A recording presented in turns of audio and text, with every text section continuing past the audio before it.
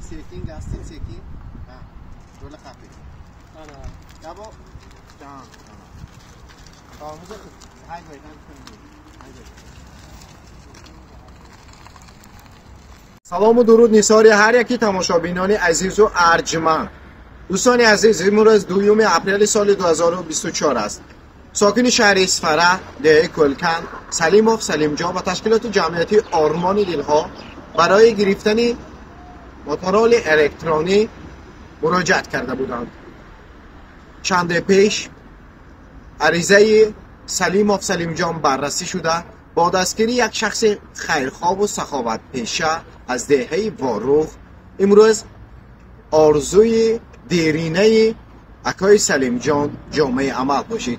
این زمان ما ماتریال نو خریدیم و حالا به اکای سلیمجان از نام صاحبکاری نکونام و خیرخواهی واروخی تقدیم می نماییم. یکزا خداوند کریم خیرات این برادری خیرخواه را بریا به درگاهش قبول کرده، پاداشش را 10 چند و 100 چند برگرداند. بگذار همیشه موفق و دست بالا و نکونام باشم. آرمان دلها با ما بهترین ها. رفتیم خرسان می نماییم. نام نکو میماند، نام نکو میماند، لحظه ها میگذرد، دیده برو میماند، دیده برو میماند.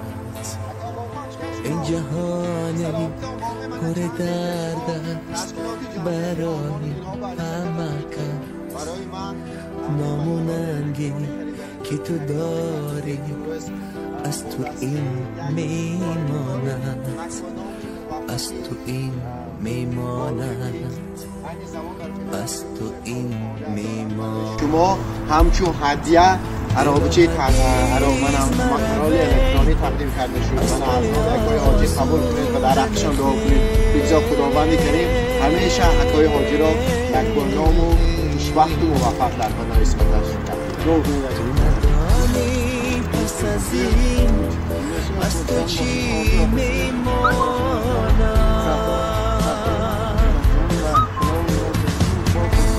الله اکبر. شنید چی اکای بایم چی؟